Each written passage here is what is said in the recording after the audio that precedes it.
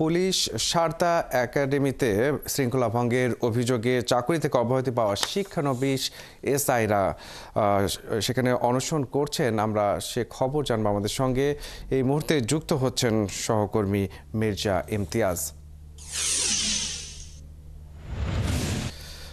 ইমতিয়াজ, কি কি দাবিতে তারা এই অনশন কর্মসূচিতে রয়েছেন আর তাদের সঙ্গে সরকারের পক্ষ থেকে কেউ যোগাযোগ করেছে কিনা? চাকরিতে পুনর্বহালের দাবিতে এখানে আমরণ অনশন কর্মসূচি পালন করছে 40তম ব্যাচের অব্যাহতি পাওয়া প্রশিক্ষণরত সাব ইন্সপেক্টররা।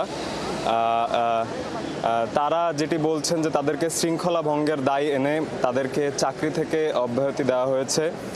কিন্তু তারা এই আরেকটি বিষয় আমি আপনাকে জানিয়ে রাখি, সেটি হচ্ছে যে এর আগেও গত 5 এবং 6 জানুয়ারি তারা এই একই দাবিতে অবস্থান কর্মসূচি পালন করেছিলেন এবং সেটি ছিল শান্তিপূর্ণ অবস্থান কর্মসূচি। তখন নাকি তাদের স্বরাষ্ট্র মন্ত্রণালয় থেকে এই আশ্বাস দেওয়া হয়েছিল যে তাদের চাকরিতে আবার পুনর্বহাল করা হবে। কিন্তু তাদের যে সময়টি বেঁধে দেওয়া হয়েছিল সেই সময়ের মধ্যেও তাদের এখন পর্যন্ত তারা নতুন কোনো নির্দেশনা পাননি যে তাদেরকে আসলে আবার চাকরিতে পুনর্বহাল করা হবে কি হবে না। তো তারা এই কারণে গতকালও তারা অবস্থান কর্মসূচি পালন করেছেন। আমি এখন সচিবালয়ের 1 নম্বর গেটের ঠিক বিপরীত পাশে অবস্থান করছি। এখানে এই চাকরিতে অব্যাহতি পাওয়া 40তম ব্যাচের প্রশিক্ষণরত এসআইরা অবস্থান করছেন। তারা যেটি বলছেন যে তাদেরকে 4 ধাপে মোট 321 জনকে চাকরি থেকে অব্যাহতি দেওয়া হয়েছে এবং তাদের আবার পুনরায় কবে চাকরি পুনর্বহাল করা হবে কিনা এ বিষয়েও তাদের কোনো নির্দেশনা বা কোনো কিছুই নোটিশ দেওয়া হয়নি। এজন্য তারা যেটা বলছেন যে তাদের চাকরি পুনরায় না পাওয়া পর্যন্ত তারা এখানে আমরণ অনশন কর্মসূচি পালন করবে। এবং শুধু এখানে যাদের দেখছেন তারাই এখানে নয়, বরং সচিবালয়ের বিভিন্ন পাশে এরকম বিভিন্ন প্রশিক্ষণরত অব্যাহতিপ্রাপ্ত সাব ইন্সপেক্টরগণ অবস্থান করছে। আমি যদি তাদের সাথে একটু কথা বলি, তাদের যেটি অভিযোগ বা তাদের সাথে কি ঘটেছে, আপনাদের অভিযোগটি কি? জি, আপনারা হয়তো অলরেডি অবগত আছেন যে আমরা 40তম ক্যাডেট, আমাদের 4টি ধাপে বের করে দেওয়া হয়েছে।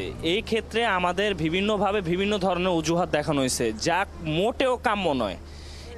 কিভাবে হইচই হয়? 11 মাস 18 দিন ট্রেনিং করছি, তখন পর্যন্ত হইচই হয়নি, কিন্তু 18তম দিনের পরেই একটা হইচইয়ের অভিযোগ এনে আমাদেরকে অব্যাহতি দেওয়া হয়েছে।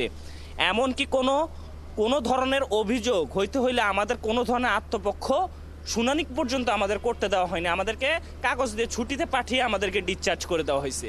এই ধরনের ঘটনা বাংলাদেশের ইতিহাসে মনে হয় আমার এই ধরনের ঘটনা ঘটেনি। এমনকি মানুষ ধরনের মন্তব্য করে, যোগ্যতা নিয়ে প্রশ্ন করে। 1000 বার বলতে চাই তাদের সাথে যোগ্যতা আমরা দেখাইতে চাই, আমরা বলতে চাই আমরা এখানে আমাদের কি ধরনের, আমাদের যদি কোনো ধরনের সুষ্ঠু অভিযোগ থাকে তাহলে আমাদেরকে প্রমাণ দেওয়া হোক, দেশের প্রচলিত আইনে আমাদেরকে এনে বিচার করা হোক। কিন্তু সেই ধরনের কোনো কাজ নয়, আমাদেরকে ছুটিতে পাঠিয়ে আমাদেরকে ডিসচার্জ করা হয়েছে। এইটা কিভাবে মানবিক?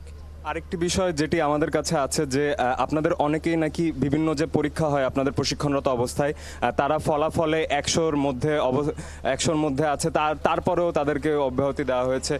বিষয়টি কতটুকু? এখানে আমাদের মধ্যে যাদেরকে দেওয়া হয়েছে সবচেয়ে ভালো রেজাল্ট যারা করছে তারা। এমনকি আমি নিজে আশা করছিলাম একটি বিষয় আমার ফেল নাই, সেখানে আমি চ্যালেঞ্জ করে বলতে পারি, কিন্তু সেখানে আমাকে ডিসচার্জ করা হয়েছে। এখানে বেস্ট ক্যাডেট আছে, আমাদের এখান থেকে বেস্ট ক্যাডেট হইতো, তারা আমাদেরকে অব্যাহতি দিয়ে সেখান থেকে বেস্ট ক্যাডেট নির্ধারণ করছে। এই ধরনের ইতিহাসের মধ্যে এই ধরনের বিরল, সারদার ইতিহাসে এটা কখনো হয়নি। এমনকি তারা যে ধরনের অভিযোগ দেখাইছে এইটা কোনোভাবে মানা যায় যে হইচই করছে, ক্লাসে খায় নাই, নাস্তা করে নাই, ক্লাসে হাঁটছে, বিশৃঙ্খলা করছে? এগুলো কোন ধরনের অভিযোগ? এটা কি বাংলাদেশ? এই দেশে এই ধরনের আমি এটা মানতেই পারতেছি না। যেমনটি আপনারা শুনছিলেন যে হঠাৎ করে তাদের আসলে কোনো প্রকার নোটিশ না দিয়েই তাদের চাকরিতে অব্যাহতি দেওয়া হয়েছে। তারা আসলে তাদের আবার চাকরিতে পুনর্বহাল না হওয়া পর্যন্ত সচিবালয়ের আশেপাশে এবং সামনে তারা অবস্থান কর্মসূচি। জি, আপনাকে অসংখ্য ধন্যবাদ মির্জা ইমতিয়াজ।